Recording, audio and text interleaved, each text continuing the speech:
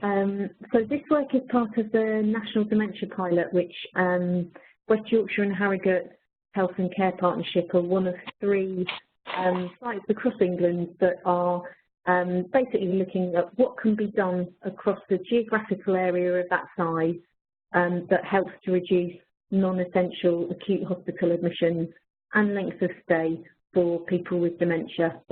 And as part of that work, we've identified 3 key priorities and co-production running throughout. And I guess this, so this area of work is particularly about how do we support staff and unpaid carers to better understand behaviours and help to manage people's distress. So we've been looking for tools that have been tested and evaluated well that support staff to do that. And we came to... Hello? Can you hear me? Has joined the conference. Hello. Oh, hi, that's Tolu. Yes, it is. Hi, Tolu. Hi. Just getting started. So, Francis, for your benefit, well, Tolu, would you like to introduce yourself? Sorry, putting you on the spot as soon as you join. But I am Tolu Olusoga. I'm one of the clinical advisors for the network. I'm also an OD psychiatrist based in Harrogate. Brilliant. Thank you. So we, Francis came and presented at an event we ran a couple of weeks ago to talk about the Clear tool, and there was a lot of interest in the room. So we thought we'd set up a follow-up call with Francis today just to learn a bit more about the tool. And the aim of this is to look for potentially 2 or 3 localities within West Yorkshire and Harrogate that would be interested in piloting or rolling out the tool, particularly to care homes, but we've also had some conversations about whether it's implement it into acute trust settings and care homes at the same time. That's something that we can throw into the mix. So just to quickly run through the plan for this call.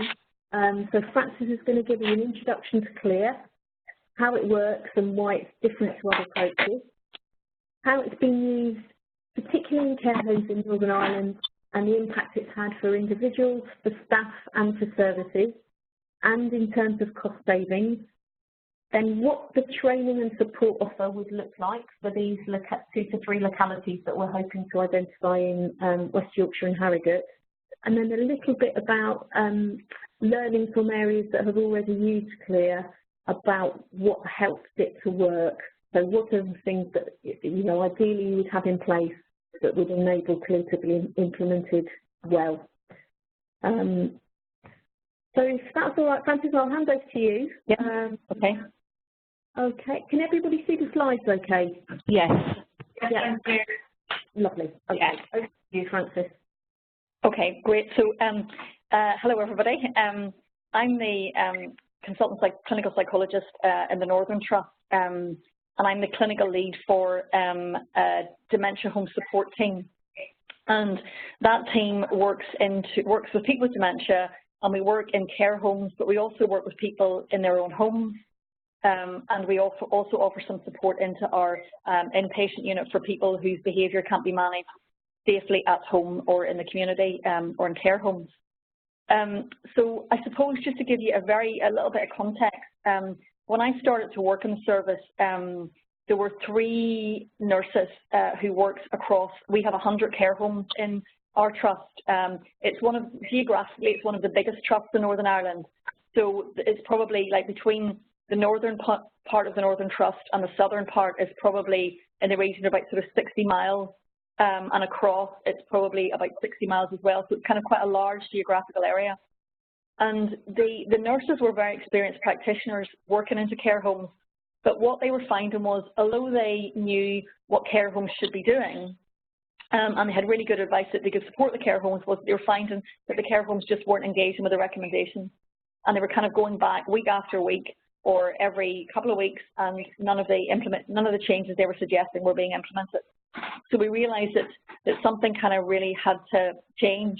And at that point, they were using the Newcastle model, which theoretically was a very good model, and it still is a very good model. But some of the challenges that they had. We looked at, so I suppose that's a history in terms of clear dementia care, why we started to develop it. We started to look at the good things that they were already doing, and then we started to make changes to some of the challenges they were experiencing. So hopefully, as I'm going through this and giving you a case presentation, you'll see kind of how we've done that and how effective it's been. So if we could just move down to the next slide. And the other thing I'd kind of say is just stop and interrupt me and ask me questions at any point. Otherwise, I'll just kind of keep talking.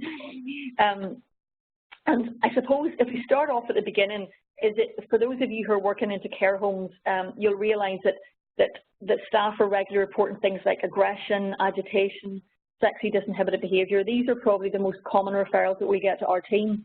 And what we're really trying to do is when we work with the carers is say, well, is this really aggression? Or is the person experiencing distress? Is it agitation, or is it a lack of purposeful activity? Is it sexually disinhibited behaviour, or is it kind of a misunderstanding? And the best example that we would give with care homes is that if you think about yourself lying in bed in the morning, you're all kind of cozied up under your duvet, some stranger comes walking into the room and starts to move over towards you, speaking in a language that you may not understand all of what they're saying, and starts to remove your clothing. Well, what's going to happen is you're going to be frightened. You're not going to know what's happening, and you're going to resist them. So the care staff see this as aggression because the person's resisting support, whereas the person with dementia sees this as an assault. So what you've got is you've got two interpretations of the same behaviour, and if we can help the care staff to understand that this is not really aggression, this is a vulnerable older adult who doesn't really understand what's going on, then the approach has kind of been different. So in all of the work that we do with care homes, it's really helping them to try and see the perspective of the person with dementia. So try to see the world from the view of the person with dementia, and when they do that, then they offer different care because they realise that these behaviours are actually a normal response to what's happening around them, that the person doesn't understand what's going on, and they respond in a way to try to kind of make sense of what's happening. And the same thing with agitation and lack of purposeful activity. Someone's trying to exit the building, someone's reported as pacing. It really is that that person's probably not got very much to do throughout the day, and if we engage in meaningful activity, we can reduce that. The same thing with sexually disinhibited behaviour. People are in communal environments, or they misunderstanding kind of what's happening, particularly, for example, males who have been supported with personal care by younger females. Do they see this as a sexual approach, and are they misunderstanding the context of what's happening? Or people in crowded situations where there's very little room for the kind of privacy. So these are the kind of things in the way that we kind of work with care staff. So if we could just move down to the next slide. So the background to that is that behaviour of any kind is a form of communication, and it's driven by need. So we do things because of our needs. So if I get up out of my chair now and go and leave the chair, I'm either going because I need to use the bathroom, I may want a cup of tea, or I may need a break or a change of scenery. So our behaviour is kind of not random, and our behaviour is fairly predictable. And this is true of all behaviour. We usually shop in the same supermarkets every week. We eat the same things almost for breakfast. We have the same lunches and a range of kind of things that we have for dinner. So we're quite predictable, and we do things because of something that we want to change in our environment or something that we want to do. So that's the kind of the whole premise in terms of helping us to understand behaviour and dementia. Does that kind of make sense? Does that fit with what you kind of already know and think? Yeah. Yeah. Great. Okay, so I think the best thing then to do is to kind of give a case presentation of CLEAR that helps you understand how this model is kind of slightly different from perhaps some of the other models that you've used in the past in the way that you work. So if we just look at then Mr. Smith, I think it is, in the next slide. Okay, so this is a typical gentleman who's referred to our service. He's 73 and he's a diagnosis of vascular dementia. And on the referral, it stated he was shouting out at night. There were frequent attempts to exit the building, and the staff were reporting verbal aggression. So this is what we need to do now is to understand a bit more about Mr. Brown. So if you could give me the next slide, and I'll just walk through the model. So what we do is clear dementia care is really based around the 5 domains that we think are important for someone's life. So the whole idea is to look at the whole person, not just their behaviour, but to look at their behaviour in the context of who they are and their life. So the cognition here would be, and we have like an aid memoir to help staff to kind of understand, these 5 domains, or care staff and care homes or NHS staff. So, for example, in terms of cognition, if we look at this man's memory, he had vascular dementia, so his memory was fairly poor, but if he was prompted, then he could recall information, which is fairly typical in terms of vascular dementia. His attention was good in terms of if you were to have a conversation with him, he could actually maintain his attention throughout the conversation. His language was good because he could understand what you were saying and he could respond appropriately. But if you left, then he would have forgot what you said sort of fairly quickly. He couldn't navigate his way around the building, so he found it difficult to get his way from, for example, from his bedroom to the lounge or to the dining room. And he didn't recall that he was in a care home. So he was quite confused about, why he was in the environment he was in, because he didn't remember that he'd been admitted to a care home. In terms of his life story and his personality, this man had lived on a farm all his life. He wasn't married, he didn't have any children, and his life was really a farming life. So he'd been out in the fields tending to his, cows, and he would have had family who would come to visit him and friends who would come to visit him, but he very much lived sort of life on his own, apart from kind of regular visitors. He was a fairly quiet man, but he was quite a sociable man. So that tells us a bit about, sort of who he was in terms of his life story. In terms of his emotional and physical well-being, what we often find is that when staff report behaviours that are challenging or difficult, sometimes it can be related to physical health, so the person, may be in pain, and maybe infection, constipation, etc. This man was actually physically very well. There was no evidence of any physical ill health that could have contributed to any of his behaviours. But his emotional well-being wasn't good. His mood was low. He would have isolated himself within the care home situation, not really engaging with other residents or staff. And he kind of had a fearful, confused expression, which suggests that he was sort of quite anxious. In terms of the activity in the environment, he wasn't engaged in any activities within the care home. And he wouldn't have had access to the things that he enjoyed, for example, access to being outside, access to kind of tend to his animals. The environment was very alien to him. He was now living in an environment with other people that he didn't know. He didn't know why he was there, and couldn't really understand kind of what was happening around him. So the activity environment just didn't fit with what his needs were. And then largely arguably the most important were kind of his relationships. So he hadn't developed any relationships with any of the other residents. He hadn't developed any relationships with the staff. And while his family and friends continued to visit him, they weren't able to visit as often as they would have liked or as he would have liked. So there were significant changes going on in this man's life, and it had really been kind of, I suppose, turned upside down in this kind of alien environment to him. So although we know a lot about him, and that might give us some ideas about, how we might support him in terms of thinking about, helping him engage with, staff more, helping him engage with other residents, or identifying activity, I think we needed a better understanding of exactly what his life was like on a typical day.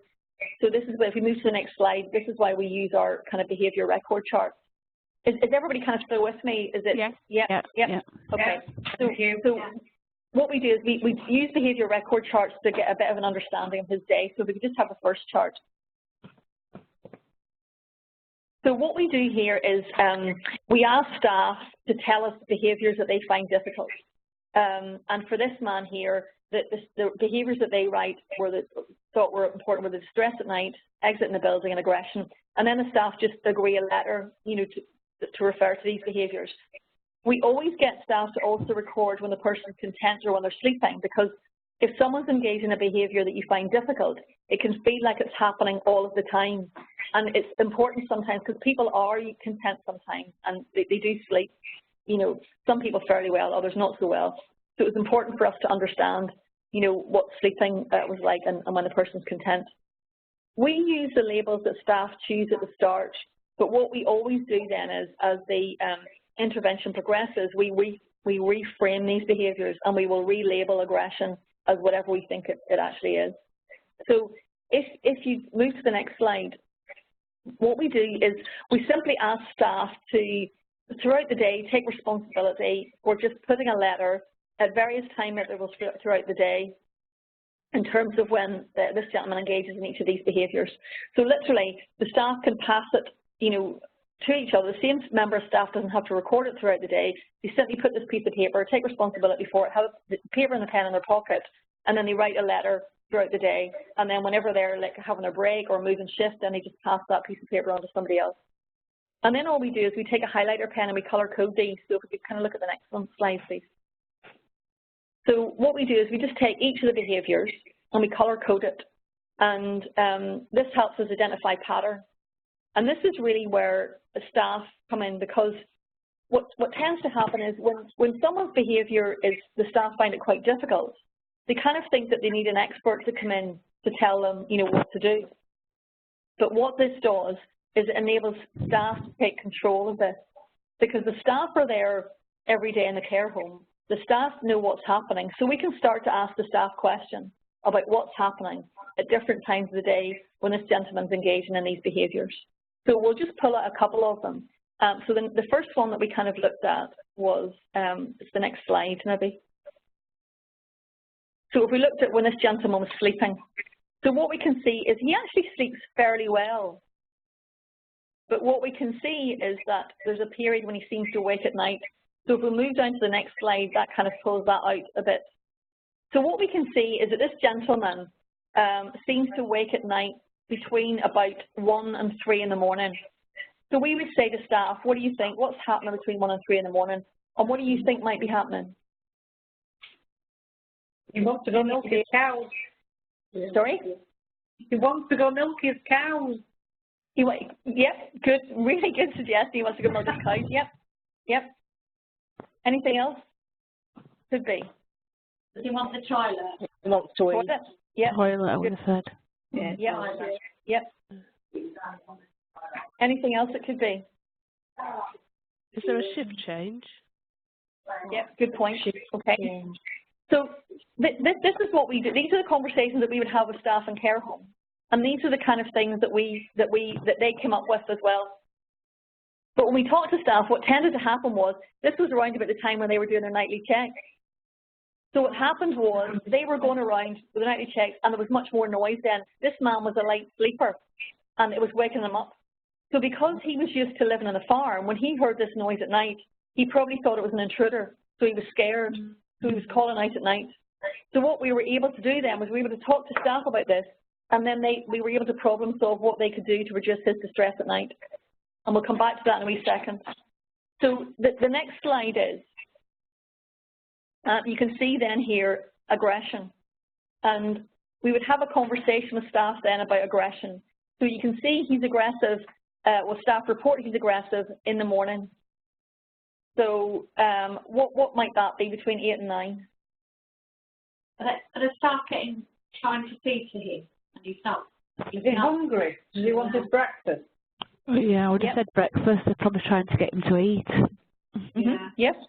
Or are they trying to assist him to get dressed and he doesn't see that as assistance?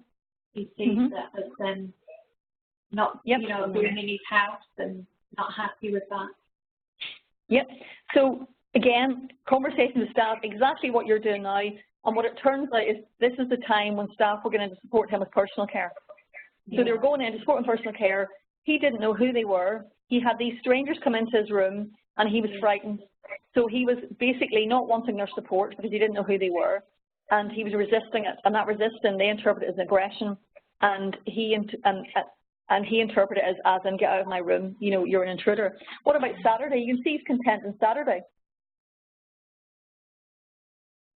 Why might that be? Do they go in later on a Saturday? I don't know. We asked them those questions, and what it turned out was it was a different member of staff on that Saturday. And that member of staff had an approach that he responded well to. So what we could do is we could say to that member of staff, what was it that you did differently that made him feel more comfortable? And he accepted support. So what this does, what these charts do is they enable us to ask questions, and then the staff in the care home have the answers. We don't know what the answers are. They tell us what's happening, and they come up with the answers. So what we've done now is we've switched this specialist team coming in with all the answers to saying, look, you know, when you have all this information, you have the answers yourselves. So that's very empowering for staff to be able to do that. So then we can look at the afternoons as well. And you can see that there's a whole load of aggression reported in the afternoon. And we can talk to staff about what's happening in the afternoons as well. And we can look at these patterns. And typically what you find in care homes is that in the afternoons, they would get a lot of visitors. So there's a lot of stuff going on. There's a lot of movement about in the care home around this time. And that just may have caused him to be more frightened and confused. But what we can see is there's days when he's not frightened and confused. And we can ask the staff, well, what's happening in these days? And they may have been days when he had a visitor or something else was happening that reduced his distress. The same thing kind of in evenings. There was much more aggression in the evenings. And we could ask staff again, sometimes other residents are more mobile in the evenings.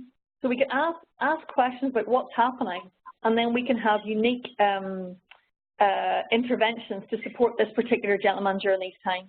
Does that kind of make sense? Yes, yeah. Yeah. Okay. So, yes. But the important thing there is really then is that if you think about whenever you go into a care home, you probably only speak to 2 or 3, at the best 4 members of staff. But what you need to ensure, and then there's that kind of thing like Chinese whispers. So you might have this really excellent conversation with the members of staff that you see there, but then how are you going to make sure that that 30 or 40 people in that care home are going to do the same thing? So what you need to do is you need to provide some written information to this care staff. So this is what we do. So if you look at the next slide then. So we provide written recommendations to staff. So what we'll say is we talk about something about the behaviour and what might help. So Mr. Brown's a light sleeper. When staff were carrying out their nightly checks, the noise frightens him.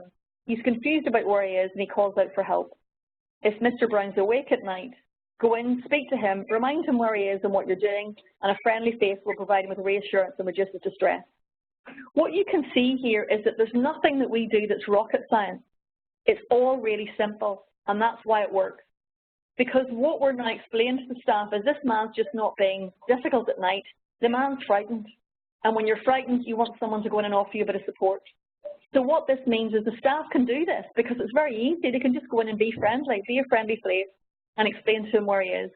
And the fact that we put this in writing means that every single member of staff in that care home needs to read this, and then they know what to do. So there's none of this Chinese whispers where somebody does one thing and somebody does another, and there's accountability.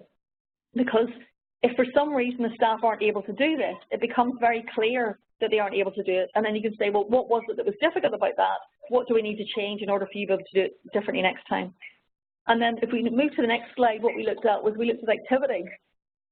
Because Mr. Brown always liked to be busy. He was a man who was outdoors, and appropriate meaningful activity is important to all of us. So for staff to support him, we wanted to give this man a purpose. So to give out, the staff agreed that it would be appropriate. He was a man who was mobile, that he could give out the cold drinks from the trolley. He could put the bin bags out. He could put the towels and the pad away. And then the other thing was that we got his family and friends to develop a photo album for him of his family and of his work and of his farm, so that he could look at that with staff and kind of reminisce. And this had 2 aims.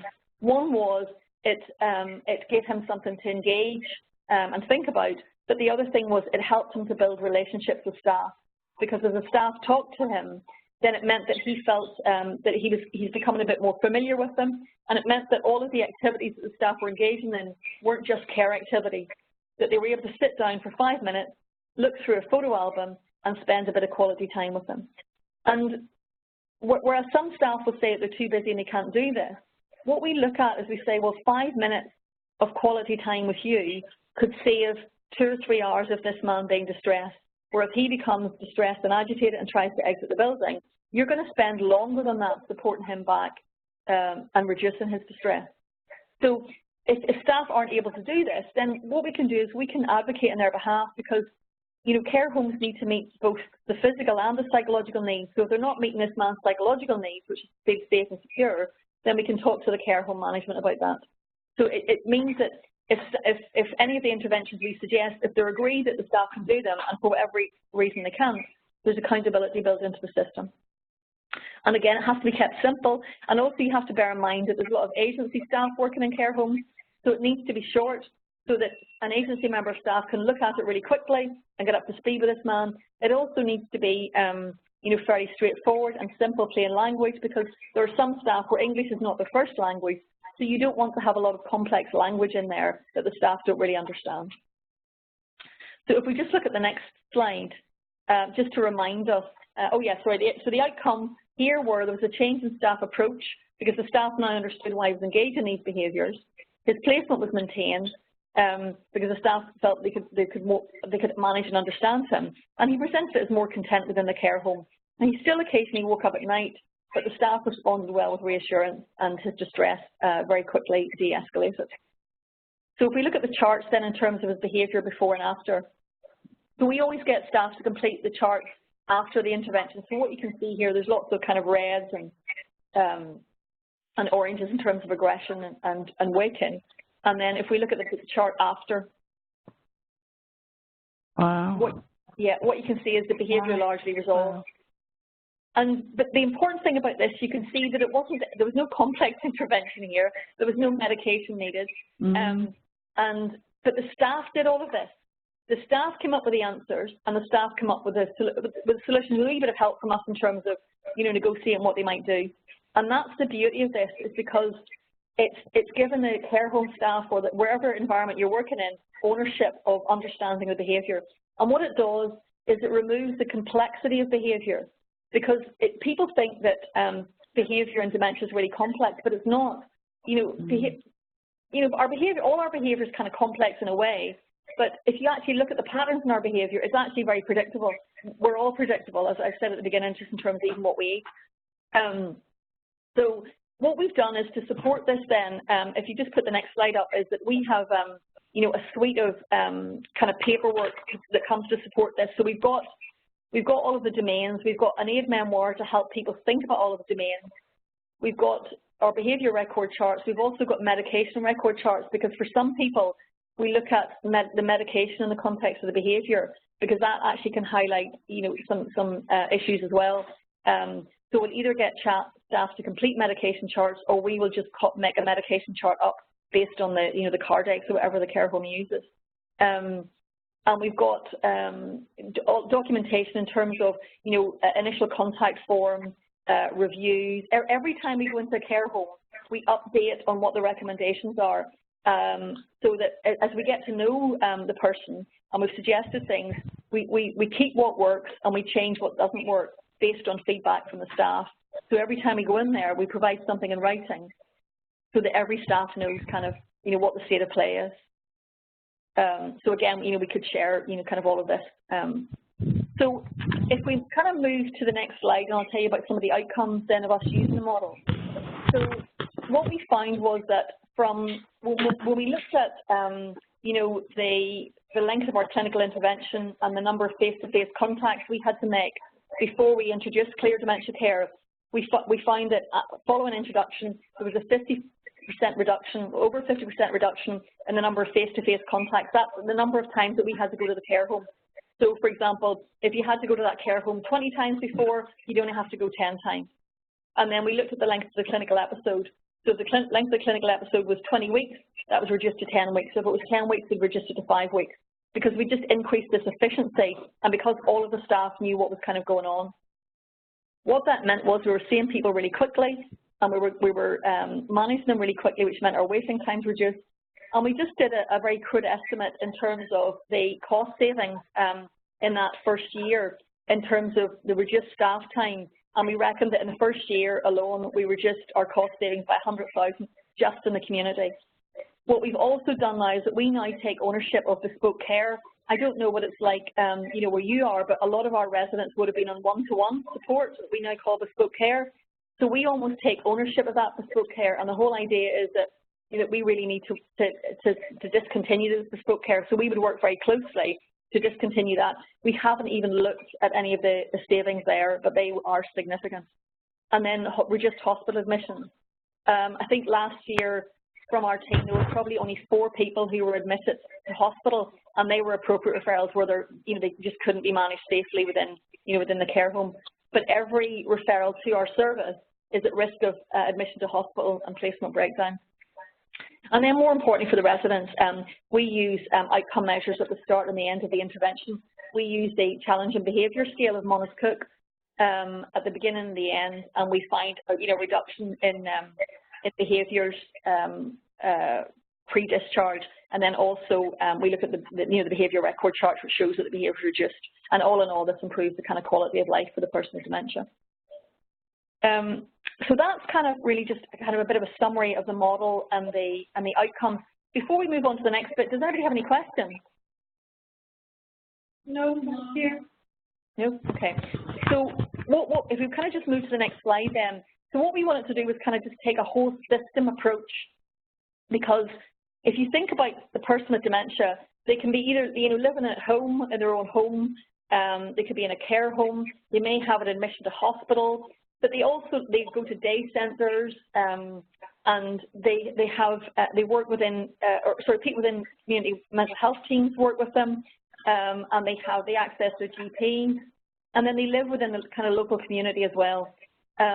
So what we were trying to do is say, look, we've cracked this model within care homes. We know what we're doing. We've got really good outcomes, and it's consistently working.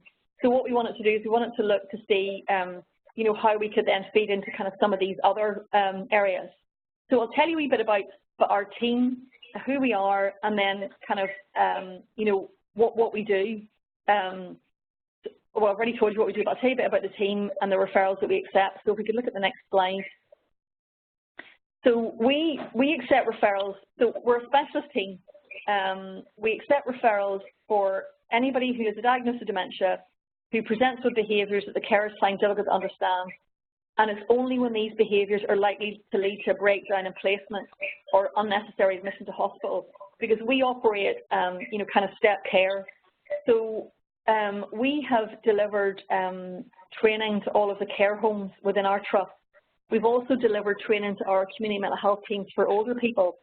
So we would expect them to manage the kind of sort of low-level behaviours, and it's only really whenever the person becomes extremely difficult that they will be referred to our service.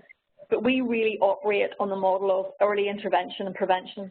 So if we can understand the person, then the behaviour shouldn't escalate. So you really want a small number of people to be referred to that specialist team. So who we are in our team then, which is the next slide.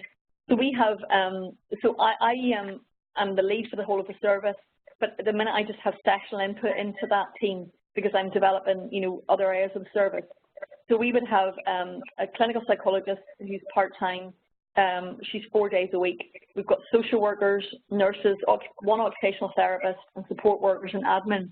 So the way that our trust is set up is that we have we've got 5 kind of community mental health teams for older people, but we split ours up into like 3 geographical areas, and it's only just really for kind of staff travel and things. So we would have a band 7 practitioner and a band 6 practitioner and a support worker for each of 3 localities. And then the clinical psychologist would kind of be responsible for clinical supervision across all of those localities, but will also hold, a caseload. The occupational therapist is at the minute one of our lead practitioners. She just happens to be an occupational therapist. So she's not working as an occupational therapist, but we would use her skills across the whole of the team as well. That kind of makes sense. But she's working as, so we have, currently we've got 2 nurses and an occupational therapist as our lead practitioners. We've got three social workers as our band 6 practitioners, and then we've got band 5 support workers. Does that kind of make sense in terms of the team company? And then we also have a team leader who's a social worker, and then admin support, which is obviously kind of crucial. And then maybe if we go to the next slide. Yeah, so instead we operate step care. So, if you're familiar with that kind of step care model, the steps 1 and 2 are very much the early intervention. And we will also offer kind of consultation to the community mental health team. So if they've got someone on their caseload that they're finding sort of quite difficult, if they've tried a few things they're not working, then we'll have a consultation with them to see if we can suggest something. And then if that doesn't work, then we'll go in and see the person ourselves. So we're operating at steps 3 and 4. And then if we could maybe have the next slide.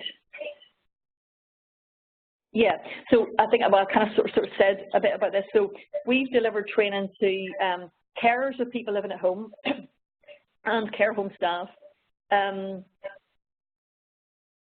we're now supporting people living at home. What we've got is this model that we have works really well in care homes, but we're adapting it for people living at home, because for those of you who work at home, going into someone's personal space at home is a completely different experience than walking into a care home. And what you're doing is you're kind of, trying to change, maybe 50 years of dysfunctional and functional relationships. And you have to tread really carefully, because, it's difficult to say to, an 80-year-old gentleman or wife, the way that you're engaging with your husband or wife is actually making things worse. So you have to tread sort of quite carefully. So we're developing kind of a bit of a toolkit to help us with that engagement process.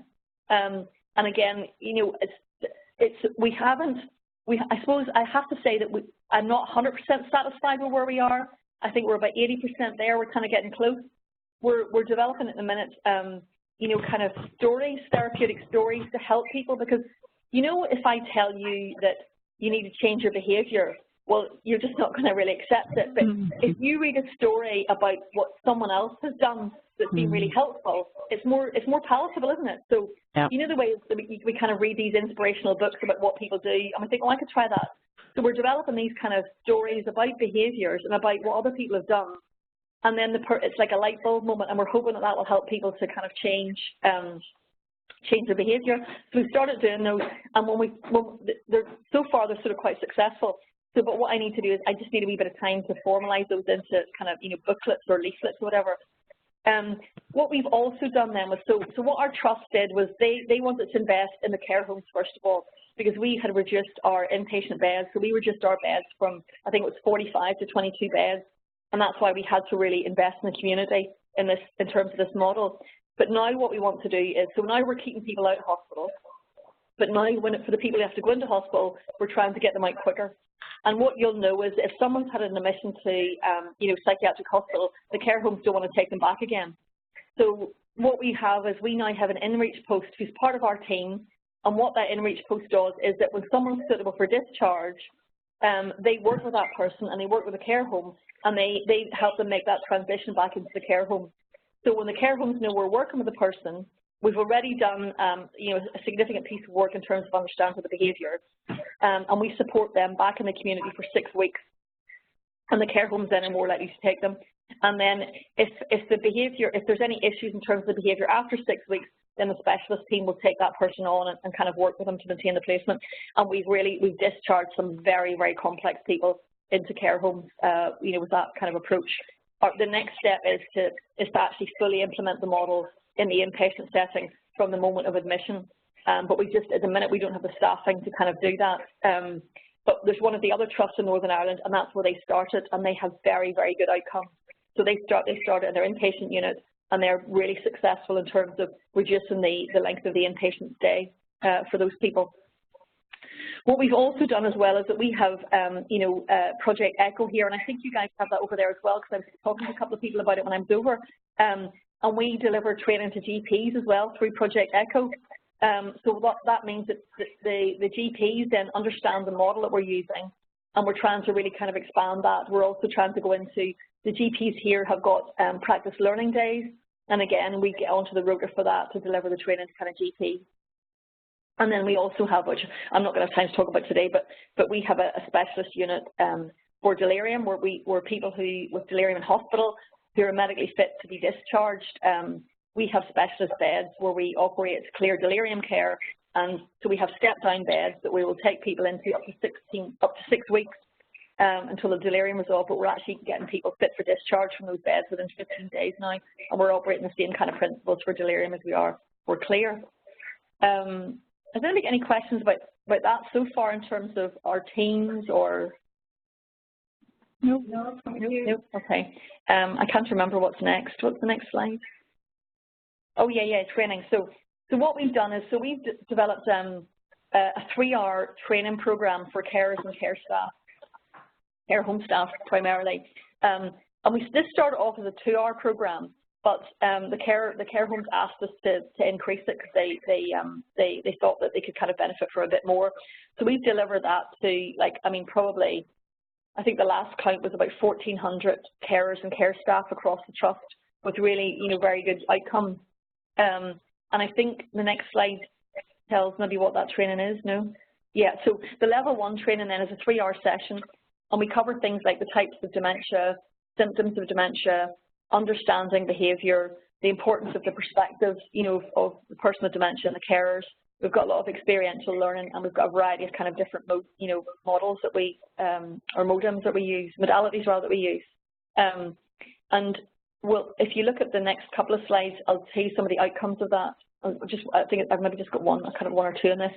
So we asked them then before and after in terms of, you know, their knowledge about ways to effectively communicate with a person with dementia.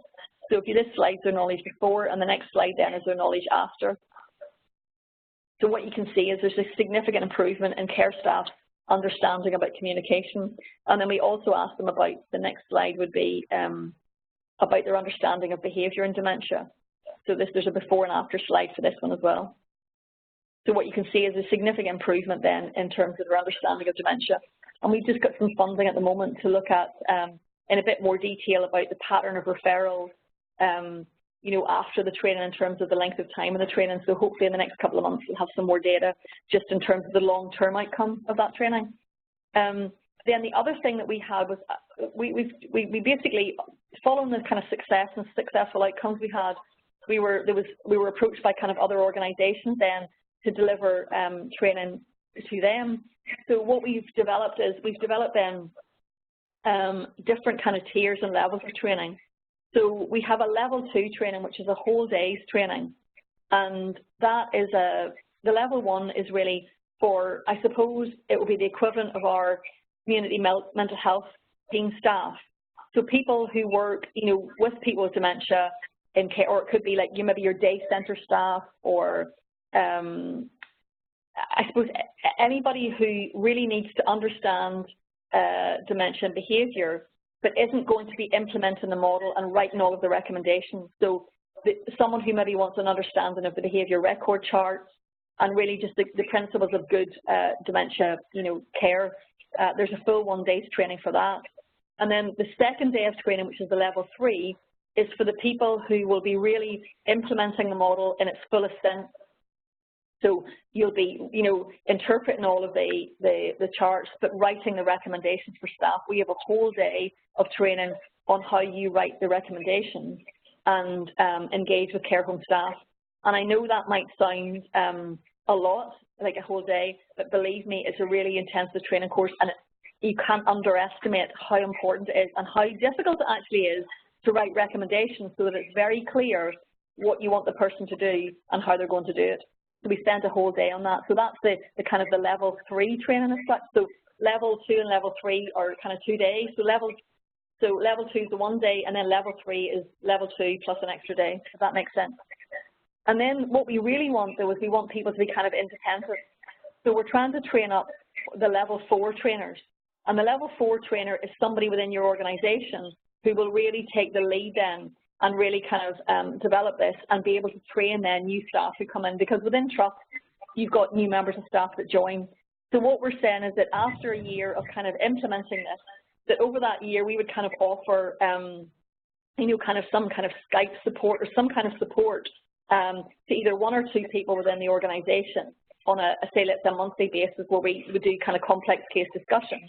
And then by the end of that, then you would effectively be a level 4 person, and then you could start to train them within your organisation, if that kind of makes sense.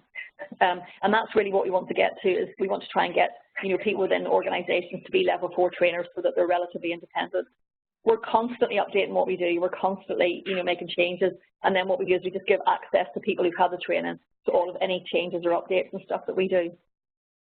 So that's kind of the training that we offer. I'm not sure what the next slide is. I can't remember if that's almost it. Sorry. Just in terms of outcomes, it's kind of a bit scary when you start to train kind of other organisations, because you're kind of taking your baby and sharing it with other people. So we've delivered training to, you know, psychologists, psychiatrists, social workers, nurses, occupational, you know, health, occupational therapists, etc. And I'll just give you just one of the outcomes, I think it is, of the training that we had. So these are people who already know a lot about dementia. There's a questionnaire in terms of that we use, but this is just one of the slides from it. Do you think this will benefit your training? And you can see that basically, you know, everybody said it would benefit them. and most people, up to 80% of people, said it would benefit them a great deal. And I was really kind of pleased with this because these are already people who know a lot about dementia, and they're very experienced and they're very good at kind of doing their jobs. But I suppose what they're thinking is the way we do it is slightly different, and that they think that they could kind of benefit from the way we do it. So, but what we realised, we first of all trained up a couple of trusts in England, and at that stage we were only offering 1 day's training, but it became very clear that 1 day wasn't enough. But it also became clear that we needed to provide some kind of handbook or something to support people. So we got some funding last year, and then the next slide, please. And we now have a clear dementia care handbook. This sounds awful, but it's almost about 300 pages. And the reason why that is because whenever I started to write it, I kind of thought I'd write a handbook that was about 30 pages long. But what we really wanted to do was we wanted something that would be really, really useful. So what we have is we've got 8 complex case presentations, and we've gone through for each presentation all the stuff that we knew at referral, and then every single thing that we did. So with all of our initial contact forms, our review forms, and all of the conversations that we had with staff in between each visit, and the challenges we had and how we overcame those challenges. So it's not the kind of thing that you just sit down at bedtime and read. It's the kind of thing that people will dip in and out of because it covers different types of dementias, and it covers the most common behaviours and the most common challenges that we experienced as we were trying to implement the model. So that comes along with the kind of training package. And the feedback from that is that it's a really, really useful resource. And as I say, it started off as something small and turned into something really much bigger than I ever anticipated. And then finally, what I did was the training manual is really for the people who've attended the training. But what we also wanted was something for carers of people at home, and also for care staff that was really accessible. So the model was published in 2016, and then Jessica Kingsley approached me to ask that I write a book. So I've written this book, but it's for carers and care staff. It's a very a layman's understanding of dementia with lots of examples for real people. And it's got kind of really good reviews from, like from the Alzheimer's Society and AGNI, and also even more recently from people with dementia. People in the early stages of dementia have reported that they find the book really helpful, and particularly carers of people at home. So that's kind of really it. I probably just need to acknowledge our sponsors just for the trust. So basically, we've been really supported by the Northern Ireland Executive. There was money from Atlantic Philanthropies who supported us with the Department of Health to really kind of develop the training and develop the handbook, and then the Health and Social Care Board, and then our own trust. So that's kind of really, really it. And I'd be happy to kind of take any questions. Just to pop in before we take any questions, just to be clear. So we've got some funding for the National Dementia Pilot site, and what we're proposing doing is funding the 2-day training that Francis described for 2 to 3 localities. So that cost will be picked up by the Dementia Pilot, through the funding we've got for that work. And what we would sort of require in exchange is some demonstration of impact, because that's what we've got to demonstrate back to the national team, is that as an STP or the Health and Care Partnership, how have the things that we've piloted in West Yorkshire and Harrogate, how have they had an impact on, particularly around reducing hospital admissions, but also all of the other outcomes that Francis has alluded to today. So I guess in terms of, I'm conscious of time, so I mean in terms of questions, it would be helpful to understand if anybody's thinking that this might be something that they would want to explore for their locality, and so whether you've got any questions about how it would work in practice. It's Natasha here from Alzheimer's. Oh, hello. Hi. Yeah. I guess my question would be, I can sort of see the use maybe of my teams having this training in terms of they're seeing people one-to-one in their in sort of like local settings, community settings, but I'm not sure if that's what this would be for. So I'm just trying to work out. I mean, I'm looking at it. It's really interesting. It's really exciting, and I think it would be of benefit. But I'm not sure what your views are on that. I think I should probably, yeah, that's a good point. So I should probably clarify we need to include care homes in each locality. And that's not to say it has to exclusively be care homes, but that's the steer we've had from the national team is that they would like the focus list to be care homes. I mean, there's nothing to say we couldn't look at care homes and domiciliary, support to people within their own home, but that does need to be part of it. Yeah, no, that's fine. That's why I was asking, really, because it's, I'm interested, but I'm aware that we may not be there for this. Yeah. Okay. Thank you. This is Terry Ann from Care, please. I think we'd quite like to be involved if that's at all possible. How do we express interest in this? Is it a formal So exercise? I think next steps will be for us just to try and nail down some. So what we've said is we'll try and agree some criteria. That's probably a very grand way of putting it, but yes. This is the learning that those localities that have implemented this before, these are the things we know that help implement it effectively. And I think we need to get those down in writing, and then we'll send it round to the steering group members. Great. And then, yes, certainly we'll be inviting expressions of interest. Fantastic. Thank you. Sorry, it's Yvette and Simone. We were going to ask the same question about how do we express an interest. But can I also ask, is the PowerPoint available? Can you email it to us? Yeah, would you mind can you see your chat box? Or even better, actually, my email address is penny.kirk, Kirk, @nhs.net. So if anyone who wants slides could email me, I'll just ping them over to you. That's fine. Well, thank you. Everyone's email addresses. Hi, yeah, it's Sarah from Calderdale. I was just wondering, in terms of obviously the pilot scheme, what kind of numbers of care homes were you kind of looking at in terms of trialling this with? That's a good question. I mean, I think we've got to try and show some evidence of impact by the end of March. So we wouldn't be looking at, we wouldn't be saying to roll it out everywhere. I think, that would be part of the discussion. I mean, for the delirium toolkit work that we've got happening, we're looking at, I think it's 6 to 8 care homes.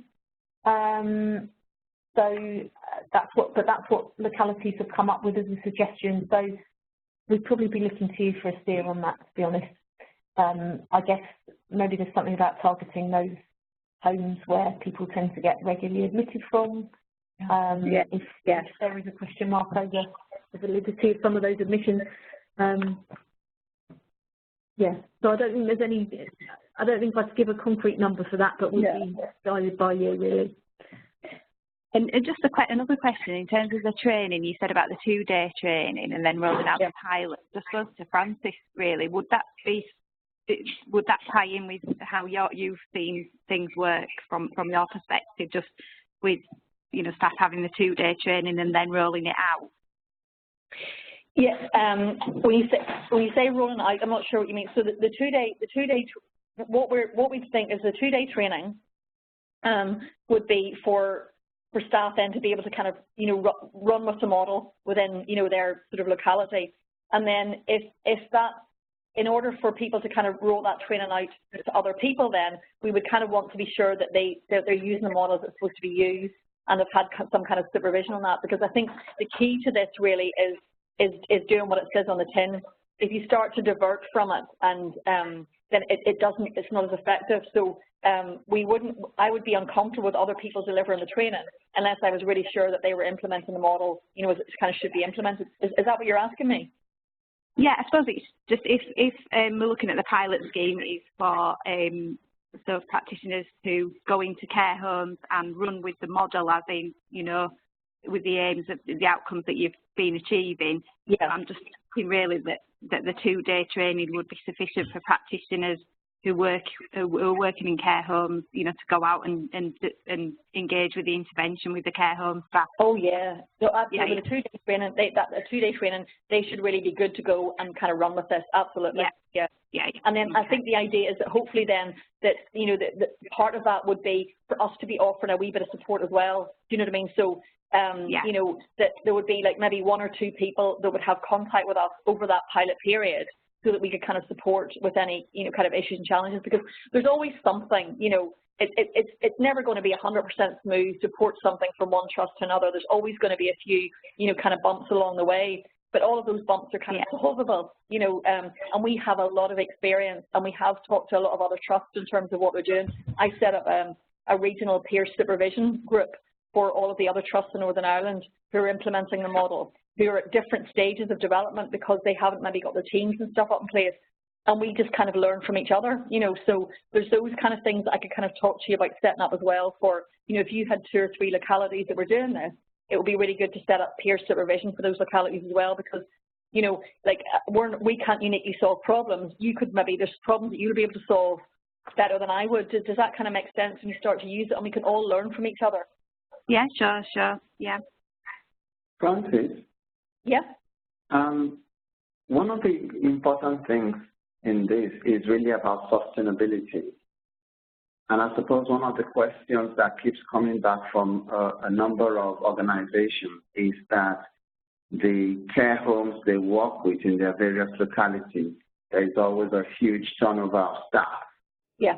Yep. How do we use this model to ensure that because obviously that will not address the point that people keep leaving, and if people keep leaving, you're going to have to keep training and retraining.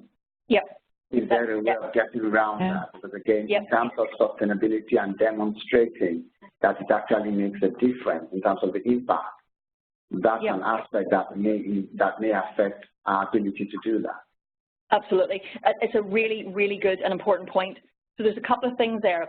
That's why the way that you share the information with the care homes is crucial because of the staff turnover.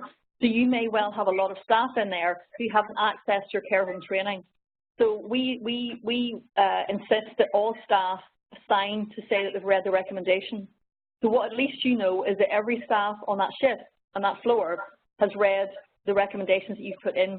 If you go back and they haven't, then you can find out, well, what was it about that meant that you couldn't read the recommendations? Was it where the recommendations were stored? Are they in the wrong place? And then you can have conversations with the management. So even if people haven't accessed training, what they should do is they should still be able to read the documentation, and the documentation should be written in such a way that it's easy to understand what you do. The other thing then is that what we're hoping to look at, but that's more of a long-term thing, is that what we think is that if the care homes are operating in a way where the behaviours are reducing, you should actually get less staff turnover, because there should be less stress within the care homes. So what we want to look at is whether or not there's actually any care homes where the staff turnover is reducing. And it'll be easy to look at patterns of that, you know. So I think long-term that should actually be an issue, that staff leave, there's high turnover of staff is because of they're unhappy with, you know, where they're working, and that's usually in the worst care homes that experience the most stress. The good care homes don't have high staff turnover. It's the poorer care homes that have high staff turnover. So by actually working with the care homes and empowering the staff, that should, in theory, reduce turnover. Okay. But it's an important point. But that's why, and that's a long-term thing, which is why that you have, all the staff have to read the recommendations. Otherwise, it's not going to work. You know, if they haven't read it, they can't do it.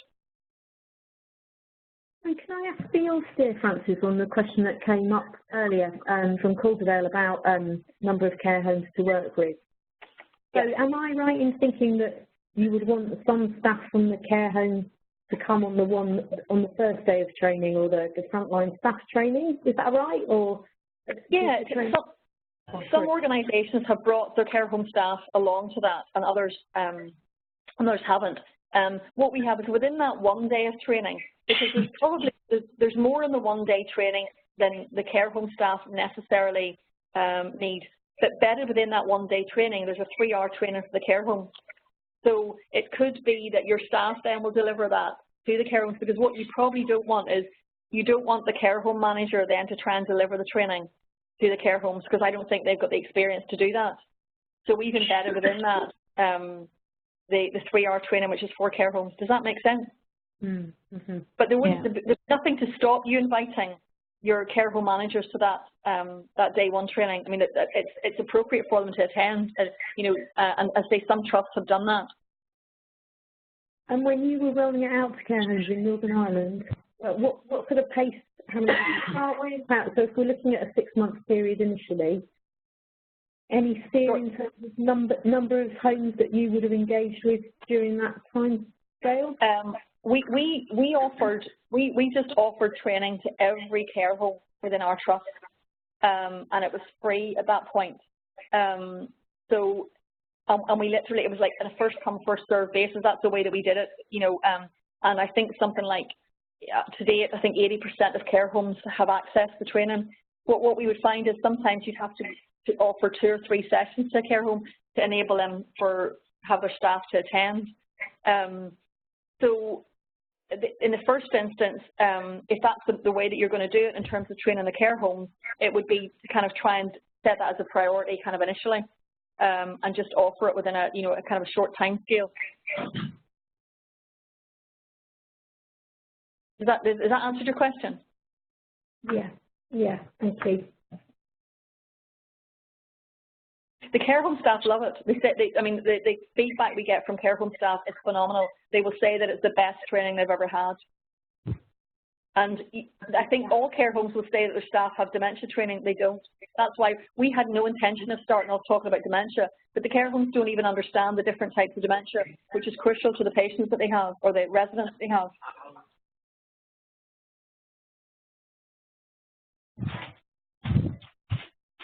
And I suppose just one more from me around, so I'm just thinking about where we've got services that go into care homes regularly, routinely, who are not, but where the staff are not mental health specialists, you know, they're physical health staff. Yeah. Have you used that model at all in Northern Ireland? Because I think you mentioned about older people's mental health services and obviously your team. Have you delivered this training to teams who are then going to support care homes where their specialism isn't mental health services? Does that make sense? Yeah, we have. We're kind of at a situation at the minute where is that the requests that we have for training exceed the capacity we have. We have, like for example, we have physical disability teams. They have all requested in our trust that we deliver, you know, kind of training to them. But we're at a stage now where we want to do all of this, but we just don't have the capacity to do it. So, but if the staff if to give you a parallel, the staff in care homes are not mental health staff. So we actually, whenever we do the training in care homes, we also want even the domestic staff to attend the training, you know, the kitchen staff. So because it's accessible to everybody, what we really want is that, in theory, anybody who's working with someone with dementia should have access to this, access to the training, because they have contact with the person and they need to be able to understand the behaviour. But it's kind of capacity issues. It's really, and that's why I'm very keen. The more people we can have that can deliver the training, because you'll find very quickly is that if you adopt it, and people like it because it's very accessible, and they'll want it. So you need to kind of think about a model about, you know, how you roll it out then, you know, so that you have people who can be trained up to actually deliver it for you, which is where we kind of need to go next. But our priorities at the minute are sorting out the model for people living at home, because our referrals are increasing for people living at home, and also to sort out our inpatient. Excellent. Any other questions from anyone?